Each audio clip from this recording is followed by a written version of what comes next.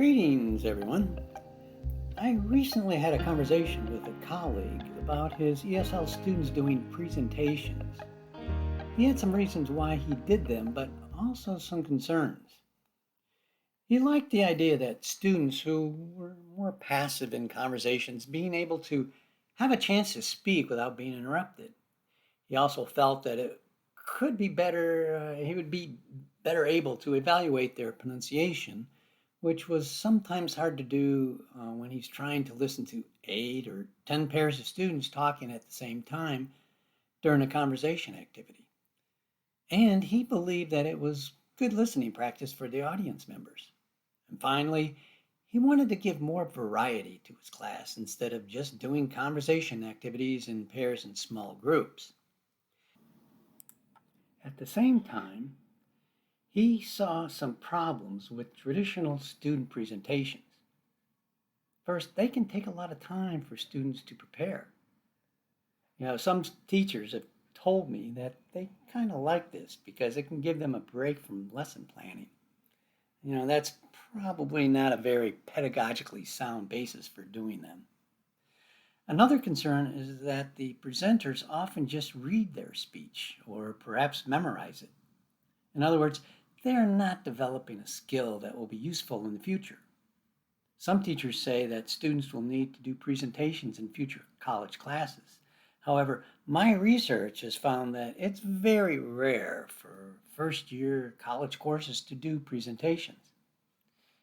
I'll include in the notes below more about this research. By the time they are in higher level courses in which they do presentations, many months or years will have passed.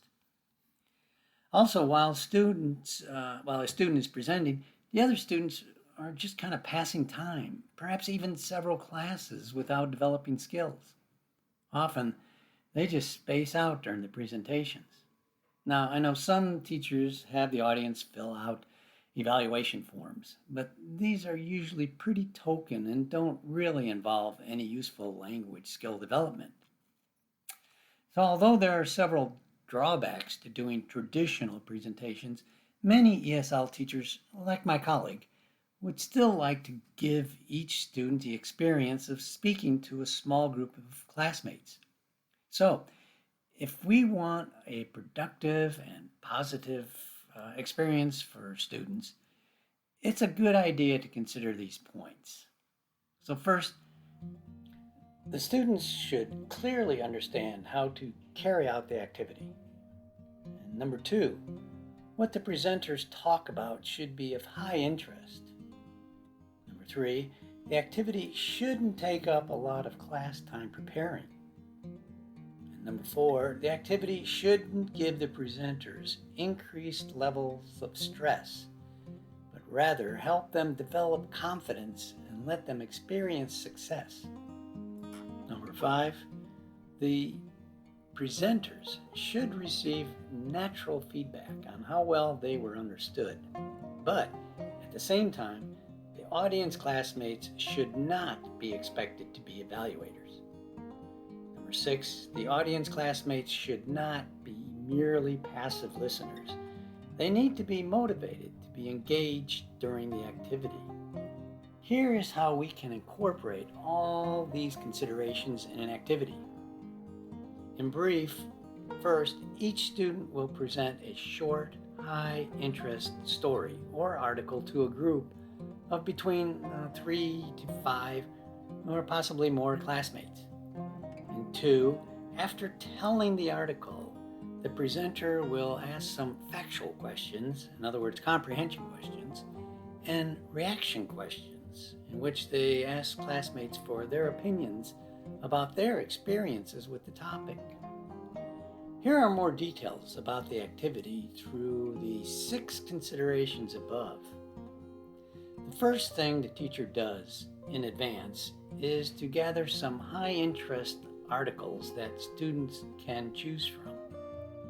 I will tell you more about these in a few minutes. Then we are ready to look at the first consideration. So, consideration 1, the students should clearly understand how to carry out the activity. So for this, the teacher models a discussion leader. So I'll include a link to the whole activity in the notes below in case you'd like to try it out with your students. So the teacher begins by telling students that he or she will read a short article to them and that they should try to politely interrupt at any time if they don't understand something. Also, after they hear the article, the teacher will ask some factual questions and some reaction questions in which they should volunteer to answer. So the teacher reads the short article to the class, occasionally stopping to ask confirmation questions. For example, did you understand? Got it? Here is a part of the article. Cheating in school. Why is cheating in school so common? A survey found that 90% of college students said that cheating is wrong. However, 90% of them said that they had cheated at some time in the past. Did you understand that? The survey found that, not surprisingly, most college students cheat because they feel pressured to get good grades. The survey also found some other interesting facts. After reading the article, the teacher then asks the factual questions about the content of the article, but doesn't call on any student specifically, giving them a chance to practice volunteering to answer. So here are the facts, some of the factual questions about the article. Number one, did most college students say cheating was okay or wrong?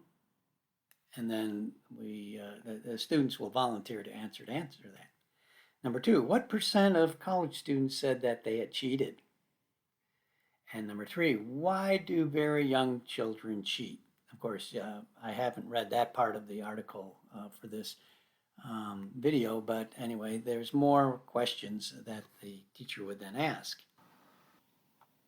Next, she asks the reaction questions about their opinions and experiences, and students volunteer to answer. They try to answer with some details, and they can ask each other follow-up questions. So, for example, here's from the cheating article, the reaction questions we could ask. Do you think that cheating is sometimes okay to do? And can you give me an example of how students cheat? Can you give me an example of how adults sometimes cheat? So that's how we deal with the first consideration. Students now clearly understand how to carry out the activity. Next, we look at the second consideration. What the presenters talk about should be of high interest.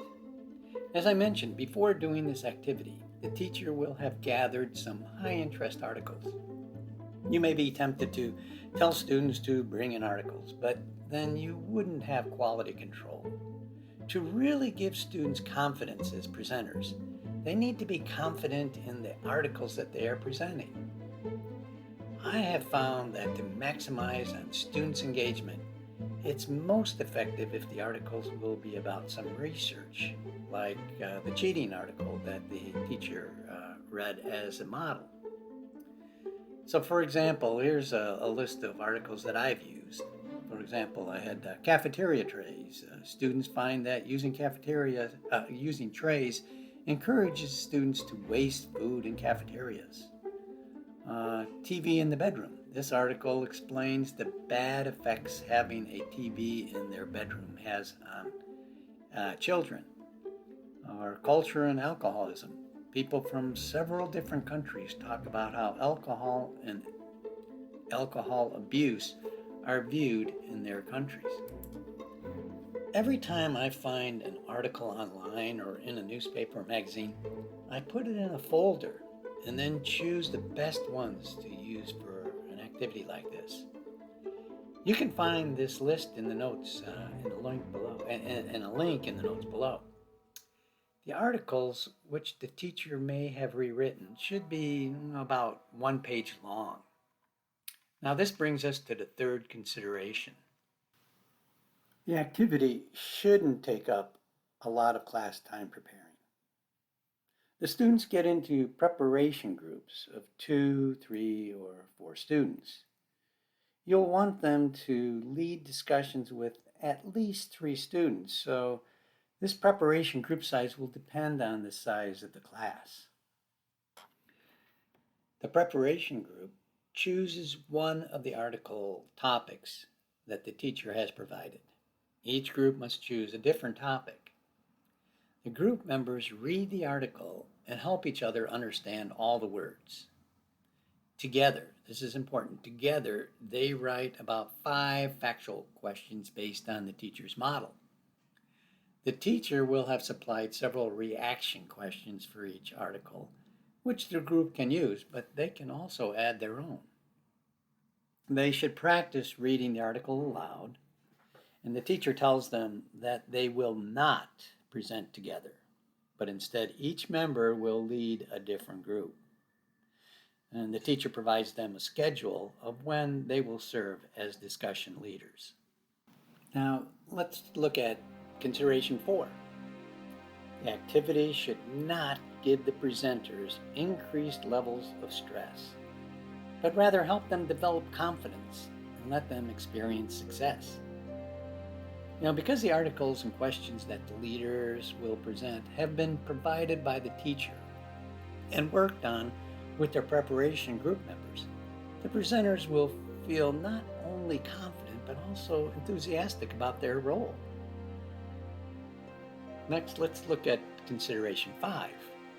The presenters should receive natural feedback on how well they were understood, but at the same time, the audience classmates should not be expected to be evaluators. As the presenters read their articles, the group members will have opportunities to ask for clarifications when the presenter asks, "Do you understand?" Or, "Got it?" Also, they can politely interrupt the presenter if they didn't understand something. In the link below, you'll find some activities that you can use to give students practice for clarifications, asking clarifications. Now, to address consideration 6, we can give them directions. The audience classmates should not be merely passive listeners. They need to be motivated to be engaged during the activity. So the group members will want to be able to answer the factual questions after hearing the article. Thus, they are motivated to be focused and to ask for clarifications if they don't understand something. In addition, they know that they will want supportive group members when they are the leaders.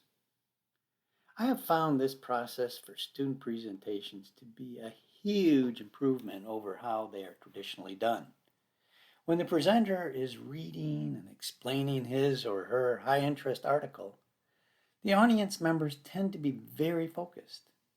The members are supportive and engaged, perhaps because they can empathize with the presenter or discussion leader.